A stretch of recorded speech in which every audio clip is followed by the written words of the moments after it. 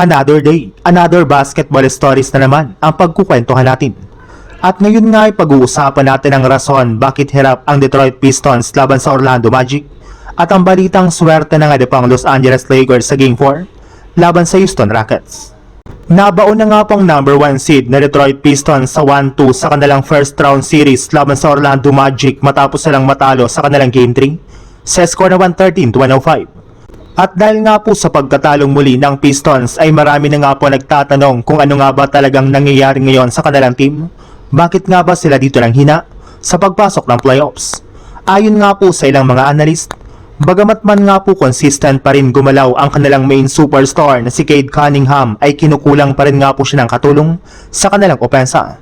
Masyado para naman nga pong nag-struggle dito ang kanilang starting center na si Jalen Duren na nakapagtala lamang ng 8 points sa kanilang Game 3. Bukod nga po sa nahihirapan sila sa pisikalidad ng mga players ng Orlando sa ilalim ng basket ay hindi rin naman nga po nila maipasok ang kanilang mga ginagawang 3-pointers.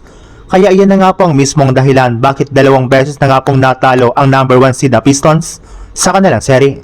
Hindi nga po kagaya sa nagdaang regular season ay hindi na nga po sila ganon kadominante at kitang-kita na nga po ang kanilang kahinaan ngayon bilang isang kupunan.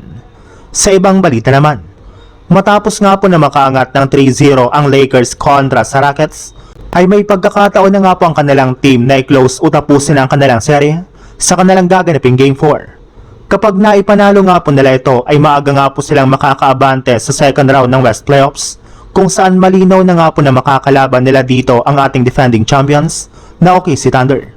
Pero alam na naman nga po ng Lakers na hindi magiging madali ang kanilang Game 4 since magiging sobrang desperado na nga po dito ang Houston Rockets. Isa na rin naman nga po itong do-or-die game para sa Houston, kaya sigurado nga po na gagawin ito ang lahat ng kanilang makakaya para lamang manalo at ma-extend pa ang kanilang serye. Kaya kailangan nga po talaga ng Lakers na mag-ingat kung gusto man nga po nilang manalo sa kanilang Game 4, since ito na rin naman nga po ang mismong rason bakit plano na nga po nilang paglaruin dito si Austin Reeves. Ayon nga po sa lumabas na balita, bagamat man nga po questionable ang kalagayan ni Reeves ay game time decision para naman nga po ito. Ibig sabihin, titingnan at obserbahan nga po nila kung kakayanin na nga po nitong maglaro sa kanilang Game 4.